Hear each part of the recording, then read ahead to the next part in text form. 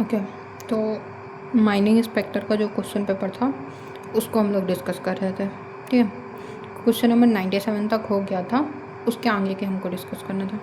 हम क्या कर रहे हैं, डेली कोई ना कोई क्वेश्चन पेपर डिस्कस करेंगे, तो इसलिए हम थोड़े थोड़े क्वेश्चन से स्टार्ट कर रहे हैं। जैसे ही आपका ऐसा होगा ना कि थोड़े क्वेश्चन पेपर डिस्कस कर चुके होंगे तो बार बार वो रिपीटेड क्वेश्चन आएंगे, तो फिर हम लोग ज़्यादा नंबर ऑफ क्वेश्चन डिस्कस करने लग जाएंगे। Okay, so let's start. First question है, arrange the electromagnetic spectrum in ascending order of wavelength and choose the correct one. So ascending wavelength का मतलब क्या है, स्मॉलेस्ट टू लार्जेस्ट हमें मूव करना है। ओके, सो सबसे स्मॉल कौन होगी, उसके बाद में सबसे लार्ज कौन होगी, तो एक ऑर्डर बनाना है हमें इनकी हेल्प से कि किस ऑर्डर में होगी। सो सबसे पहले कौन सी होती है, गामा रे, तो फर्स्ट पे ये आना चाहिए। सेकंड कौन सी होती है, एक्स रे, फिर यूवी, फिर विजुअल, फिर इंफ्रारेड, फिर माइक्रोवेव, फिर रेडियो वेव। ओके, सो ये होता है आपका ऑर्डर। अब ये देखो कि ये ऑर्डर कहाँ पर है। सो 5 3, अगर आपको ये दो भी पता है ना तो क्लियर हो जाएगा आपका ये ऑप्शन। सो 5 3 2 4 1 6 7, तो ये ऑर्डर हो गया जिसके थ्रू हम ये देख लेते हैं कि कौन सी वेव पहले है, किस वेव का जो वेवलेंथ है वो कितना है। अच्छा, एक क्वेश्चन बताओ, वेवलेंथ एंड फ्रिक्वेंसी के बीच में क्या डिफरेंस होता है, वेवलेंथ एंड फ्रिक्वेंसी, और इनके बीच का रिलेशन क्या होता है। ओके, ये आपका होमवर्क है इस वाले लेक्चर का, और ट्राई कीजिएगा कि आप लोग होमवर्क देते जाएं। ओके, इसके लिए आप अगर ट्रिक वगैरह बनानी हो तो हमने क्या किया था अपने याद रखने के लिए कि जो इनका फर्स्ट नेम है उनको लिख लिया था। सो इसको ऐसे पढ़ा था, G X U V I M R, GX UV IMR, gamma X ultraviolet visual infrared microwave radio, GX UV IMR। Okay, फिर दूसरा है, name of the equipment used for aerial photo interpretation, lens stereoscope, mirror stereoscope, zoom stereoscope, या फिर सभी। सो स्टेरियोस्कोप क्या होता है, ये हमें यूज करते हैं, ये हमें हेल्प करता है 3D व्यू देने में।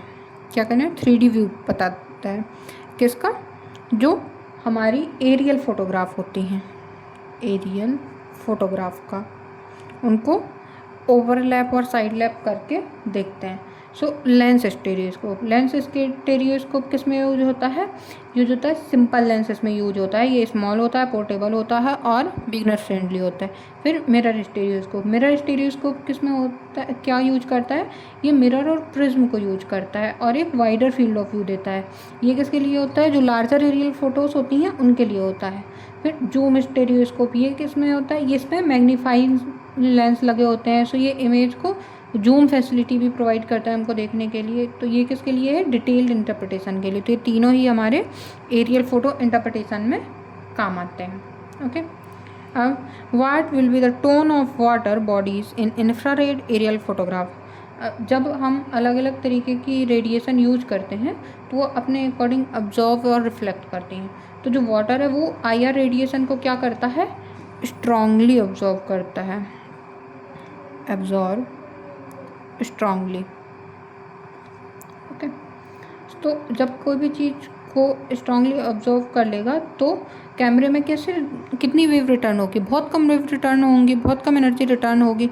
और जब ज़्यादा ऑब्जर्व होता है तो कोई भी कलर कैसा दिखता है, ब्लैक कलर शो करता है। वाइट किस में शो करता है, जब रिफ्लेक्ट बहुत ज़्यादा हो रहा हो किसी ऑब्जेक्ट से, तो हाई रिफ्लेक्टिविटी में क्या होगा, ऑब्जेक्ट वाइट अपीयर होगा। ब्लैक होगा जब वाटर एब्जॉर्ब करता है, जैसे IR रेडिएशन। उसमें ब्लू कब होता है, जब नेचुरल कलर फोटोग्राफ होती है उनमें होता है, IR में ब्लू नहीं होता है। ग्रीन वेजिटेशन किस में होती है, ग्रीन अपीयर ब्राइटर करती हैं पर ग्रीन नहीं होगा। ओके, जो इसमें ये आप याद रख सकते हो जो हेल्दी वेजिटेशन है वो ब्राइटर IR शो करेंगी, ग्रीन नहीं करेंगी, हेल्दी, क्योंकि वो ज़्यादा आपका जो IR रेडिएशन है उसे करती हैं। Vegetation bright, okay. फिर aerial photograph are generally classified as photograph linear, flat, vertical, oblique, none of the above. So based on camera axis aerial photograph अलग अलग टाइप्स, बहुत सारे टाइप्स हैं जिनसे डिफाइन होता है कि कौन कौन से टाइप हैं, वो जब हम लोग रिमोट सेंसिंग पढ़ेंगे उस पर पढ़ेंगे। अभी ये जो क्वेश्चन पूछा गया तो ये किसके हिसाब से है? सो based on camera axis orientation कौन कौन से होते हैं? Vertical photograph and oblique photograph. Linear ऐसा कोई स्टैंडर्ड टर्म ही नहीं होता, फ्लैट भी नहीं होता है, और वर्टिकल ऑब्लिक करेक्ट है, इसलिए नन ऑप्शन भी करेक्ट नहीं होगा। गुड, या excel. So what is the final stage of communication process? So ये कम्युनिकेशन प्रोसेस क्या कहलाती है? Size reduction of ore, size reduction process. So this is size reduction of ores. Size reduce करने के लिए क्या होता है इसका sequence? Crushing, then grinding.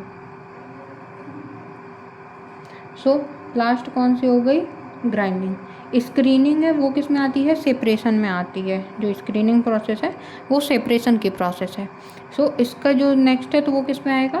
Grinding. So final stage क्या हो गई? ग्राइंडिंग। क्रशिंग क्या होती है? इनिशियल साइज रिडक्शन होता है। फ्लोटेशन और कंसंट्रेशन मेथड होता है। Grinding final stage of reduction. Screening size separation method. Okay, is attached between the lower end of the drill rod and reamer cell।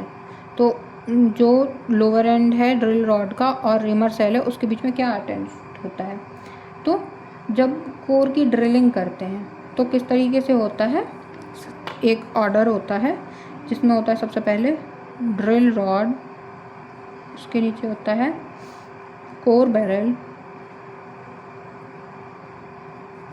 उसके नीचे होता है रेमर सेल, उसके नीचे होता है बिट। तो ये एक आपका पूरा का पूरा ऑर्डर बन गया कि किस तरीके से मूव करता है। ठीक, अब जो कोर बैरल है वो तो करेक्ट ऑप्शन ही है। कोर लिफ्टर, कोर लिफ्टर क्या होता है? जो रिकवर्ड कोर होता है उसको होल्ड करने के लिए जो यूज किया जाता है उसको कोर लिफ्टर कहते हैं। लिफ्टर मतलब समझ आ रहा है ना, उसको लिफ्ट करने के लिए यूज हो रहा है। क्राउन, क्राउन क्या होता है? जो कटिंग बिट होता है उसको क्राउन बोलते हैं। और इसका फुल ये आई थिंक कुछ भी रिलेटेड नहीं है इससे। फिर drilling type, in which type of drilling can get maximum hole diameter and core diameter. इनके अलग अलग कुछ साइज भी हैं जो अभी मुझे याद नहीं है, पर एक बेसिक ऑर्डर याद है, उसके बेस पर हम आपको भी समझा देते हैं।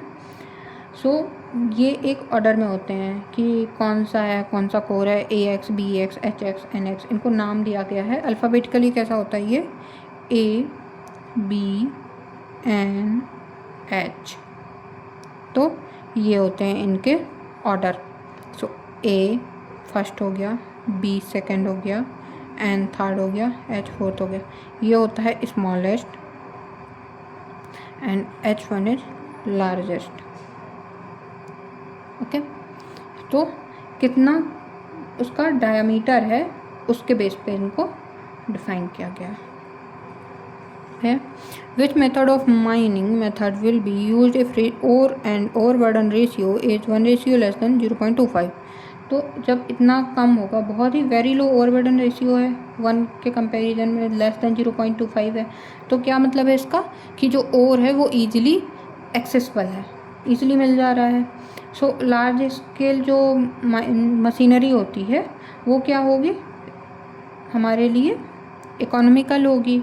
हमें ऐसे एक एक नहीं देखना है ना, बहुत लार्ज स्केल में हम मटेरियल ले आ सकते हैं उसके बाद देखना है। तो जो मैनुअल कॉयरिंग है वो किसके लिए होती है? जो बहुत ही स्मॉल ऑपरेशन होता है, जैसे पन्ना है, पन्ना में जो NMDC के अलावा जो बहुत सारे प्लेसर माइनिंग है उनमें जो होती है वो मैनुअली की जाती है, बहुत कम मिलता है। सेमी मैशनाइज्ड मॉडरेट कंडीशन है ठीक है, पर जब मशीनाइज्ड ऑप्शन है तो नहीं यूज करेंगे सेमी मशीनाइज्ड को। मशीनाइज्ड है तो ये लो ओवरबर्डन के लिए सबसे बेस्ट होता है। और एक होता है अंडरग्राउंड माइनिंग, जिसमें ओवरबर्डन हाई हो तब इसको यूज करते हैं, ठीक है। तो इसका अंडरग्राउंड माइनिंग सही माना था पीएससी ने, जबकि जहाँ तक हमें लगता है इसका मशीनाइज्ड क्वेरिंग होना चाहिए, पर एमपीपीएससी ने अंडरग्राउंड माइनिंग माना हुआ था इसका। ओके, तो अगर कोई ये लेक्चर माइनिंग वाला देख रहा है जिसने माइनिंग पढ़ा हुआ है, जब मेरा कोर सब्जेक्ट माइनिंग नहीं है, जियोलॉजी है, तो अगर कोई माइनिंग का देख रहा है तो प्लीज़ मुझे भी क्लियर कर देना कि इसका क्या ऑप्शन सही होना चाहिए, पर पीएससी ने अंडरग्राउंड माइनिंग माना हुआ था। Okay good. नेक्स्ट क्वेश्चन है हमारा, the most common type of method is underground coal mining method because of its flexibility and at low capital expenditure. तो कौन सा मेथड जो अंडरग्राउंड कोल माइनिंग का है वो सबसे ज़्यादा फ्लेक्सिबल होता है, क्योंकि उस पर जो कैपिटल एक्सपेंडिचर है वो कम होता है, कम पैसा खर्च होता है, सीधी सी बात है। तो जो रूम एंड पिलर मेथड है वो क्या है, चीप भी है, फ्लेक्सिबल भी है, सेफ भी है और वाइडली यूज भी होता है, ठीक, तो वही यूज करेंगे। हाइड्रोलिक माइनिंग है जैसे, उसमें क्या होता है, वाटर जेट्स को यूज करते हैं तो वो भी एक्सपेंसिव पड़ेगा। ड्रिलिंग होता है, उसमें अंडर वाटर सेडिमेंट्स होते हैं, उसके लिए यूज होता है। रूम एंड पिलर में क्या होता है, ऐसे बना देते हैं, पिलर टाइप के छोड़ देते हैं अलग अलग एरिया पे माइनिंग करने में, तो वो स्टेबिलिटी प्रोवाइड करते हैं, ठीक। स्क्वायर सेट माइनिंग है, इसमें क्या होता है, टिम्बर सपोर्ट प्रोवाइड किया जाता है, टिम्बर सपोर्ट, जिसकी वजह से ये क्या होगा, टिम्बर मतलब क्या होता है, लकड़ी होती है, तो टिम्बर सपोर्ट प्रोवाइड किया जाएगा तो ये भी एक्सपेंसिव हो जाएगा। The line traced, next question है, the line traced on the ground directly beneath the aircraft during photography acquisition is known as. अगर आपका एयरक्राफ्ट कैसा बनेगा, ए यार कुछ भी बना लेना, चलो ठीक है हटाओ, हमसे ना बन रहा। एयरक्राफ्ट है, ये नीचे ग्राउंड है, अगर इससे डायरेक्ट लाइन डाली जाएगी, कब, जब ये फोटोग्राफ को ले रहा है, तो इसको क्या बोलेंगे, इस लाइन को क्या बोलते हैं। तो पॉइंट जो डायरेक्टली बिलो एयरक्राफ्ट होता है, इस पॉइंट को क्या बोलते हैं, नादिर पॉइंट, नादिर पॉइंट। तो जो लाइन है, पाथ है पूरे ग्राउंड पे, उसको क्या बोलते हैं, नादिर लाइन। हॉरिजॉन्टल लाइन तो कुछ होगा ही नहीं, आइस इंक्लाइन लाइन, इंक्लाइन भी कुछ नहीं, सिमेट्रिकल लाइन ये भी नहीं है कुछ, तो nadir line. Okay, I think clear होगा।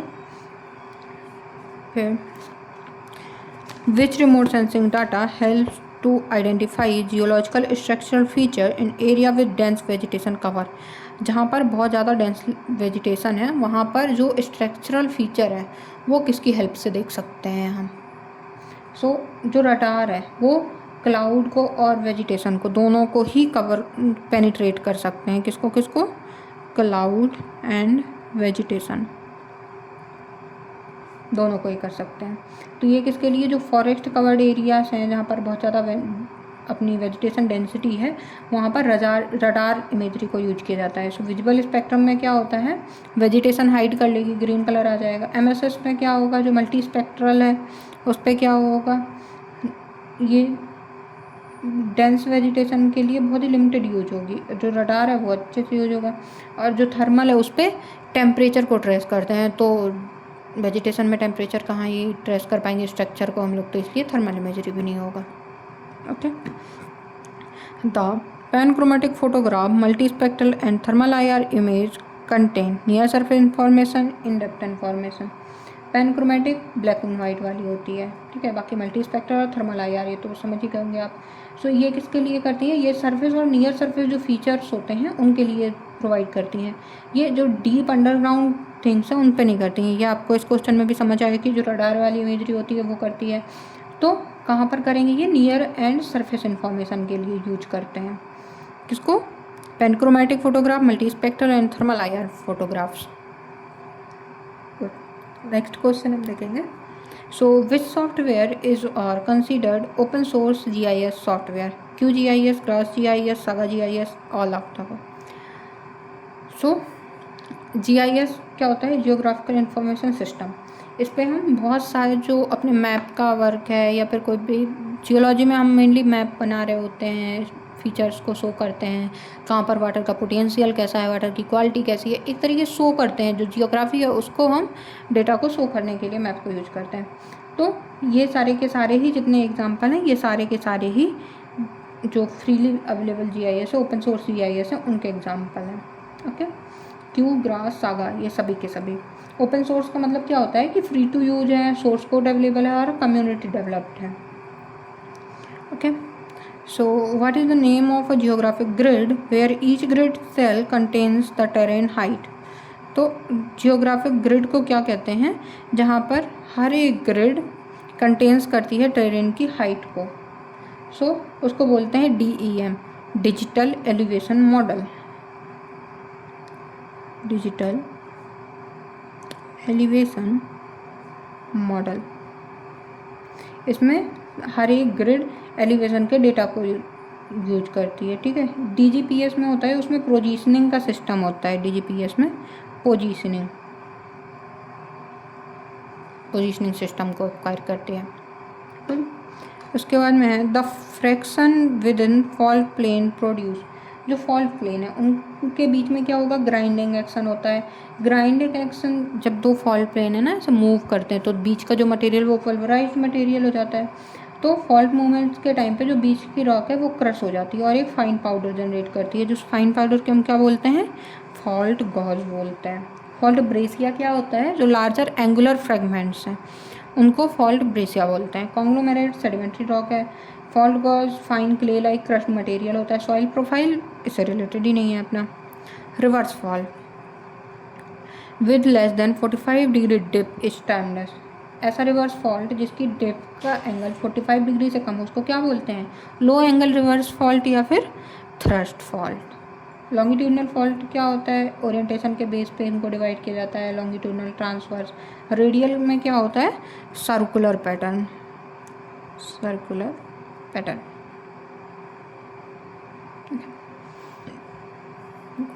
कॉलमनर जॉइंट्स आर फाउंड इन।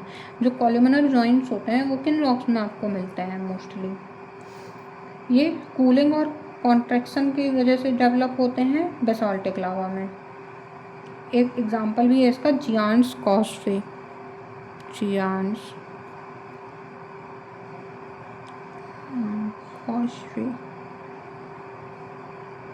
ऐसे आई थिंक स्पेलिंग एक बार आप चेक कर लीजिएगा, वैसे यही है, आप लिख सकते हो जियांस कॉस्फे।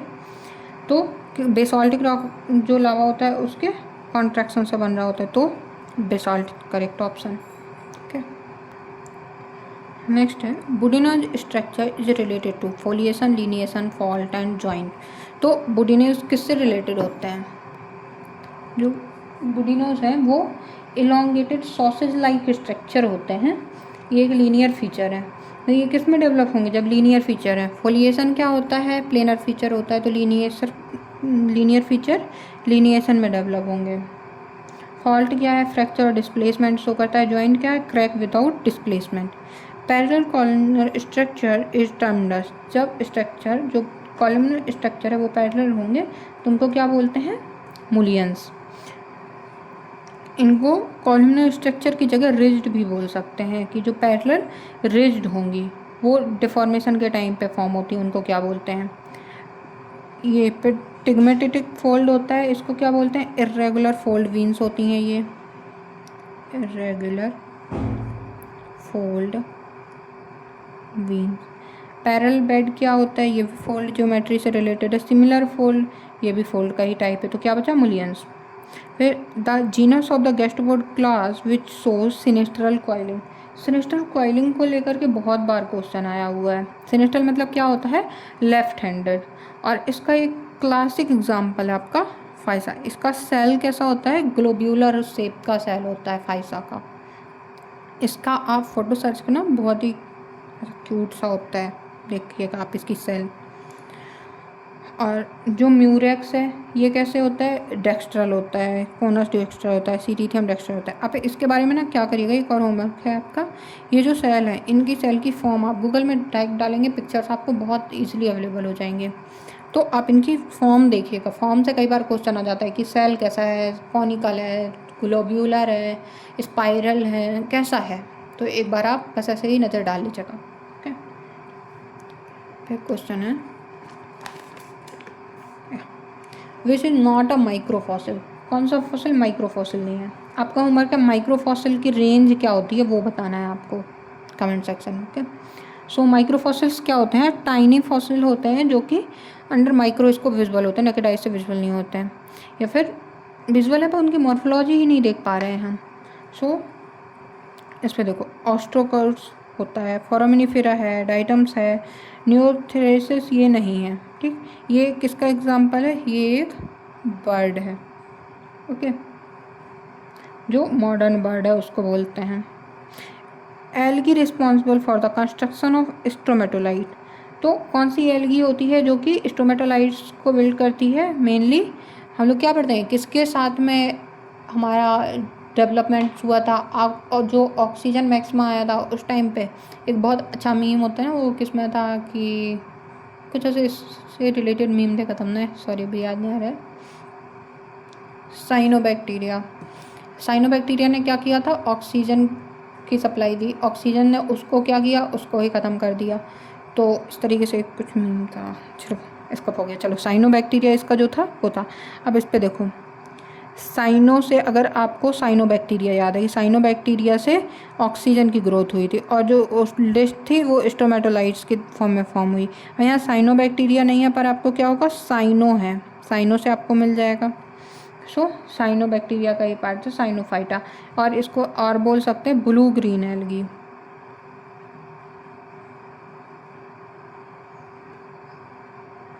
ओके, ये ओल्डेस्ट एविडेंस हैं लाइफ के ऑन अर्थ में, stromatolites oldest evidence of life लिख लीजिएगा आप। ठीक, तो ये हो गया आपका स्ट्रोमेटोलाइट। इसके बाद which could be the climatic conditions of past if the fossil flora has a maximum percentage of inside marginal leaves। तो जो लीव्स हैं प्लांट्स की वो अलग अलग इन्वायरमेंट में अलग अलग टाइप की शो करती हैं। जैसे आपने देखा होगा जो बहुत ज़्यादा रेगिस्तान वाला इलाका है वहाँ पे क्या होती हैं, ऐसे मॉस टाइप की होती हैं, उनमें बहुत ज़्यादा वाटर रिटेन करके रखने की प्रॉपर्टी होती है। जो दलदली एरिया जैसे कमल है उसकी लीव पे पॉलीथीन जैसी एक पार्ट होती है जो कि पानी में सड़ने से बचाती है, जो नेचर अपने आप को मॉडिफाई कर लेता है। तो ऐसा कौन सा होगा जिसमें इनसाइड मार्जिनल लीव्स होंगी, वो क्या इंडिकेट करेंगी, वो कूलर और लेस ह्यूमिड कंडीशंस को प्रेफर करती हैं। अगर वार्म होंगी तो क्या होंगी, स्मूदर लीव्स होंगी ताकि वाटर कम से कम एवोपरेट हो। ठीक, जो वार्म होता है उस पर जनरली आपके स्मूथ मार्जिन हीट मिलती हैं। ठीक है, तो इससे हो गया the plant fossil which belongs to upper Gondwana. Gondwana plant fossil से नहीं आपको बहुत सारे एग्जाम में क्वेश्चन आया होगा, वही अपर गोंडवाना और लोअर गोंडवाना में कौन कौन से फॉसिल हैं। सो कई बार मिडिल गोंडवाना का आता है, मिडिल गोंडवाना में कौन सा होता है, डाइक्रोडियम आता होगा आपको। अभी देखो इसमें ही दो क्वेश्चन हैं, अपर गोंडवाना और लोअर गोंडवाना, दोनों का ही पूछा है इसने, प्लांट फॉसिल कौन सा है। सो अपर में कौन सा है, सिलोफाइलम, और लोअर में कौन सा है, ग्लॉसोप्टेरिस एंड गैंगमोप्टेरिस। और अगर मिडिल पूछता है, थ्री फोल्ड क्लासिफिकेशन से पूछ रहा है, मिडिल में कौन सा है, डाइक्रोडियम। ठीक, फिर थिकनेस ऑफ ताड़पत्री फॉर्मेशन कितनी है, 4600 मिलियन ईयर मीटर है, सॉरी ये थोड़ी कुछ है, मीटर होगी। और ताड़पत्री बिलोंग किसको करता है, कोडप्पा बेसिन को करता है, Cuddapah basin. Mesozoic era represent, Mesozoic era किसको रिप्रेजेंट करता है, ये आप जब जियोलॉजिकल टाइम स्केल पढ़ते हो तो उसको याद रखा करिए कि कौन सा किसको रिप्रेजेंट कर रहा है। जैसे पेलियोजोइक है वो क्या है, age of fishes, Mesozoic age of reptile, Cenozoic age of mammals. इससे पहले एक क्वेश्चन था एज ऑफ फ्लावर्स, वो आप बताओगे हमें कि वो क्या, ये हमने आपको पढ़ाया है एज ऑफ फ्लावर्स। ठीक है, तो ये हो गया आपका आज का लेक्चर। जो 123 से आगे के क्वेश्चन है ये हम लोग कल के लेक्चर में डिस्कस करेंगे। आई होप ये सीरीज़ से आपका अच्छे से रिवीजन हो पा रहा होगा। So thank you very much for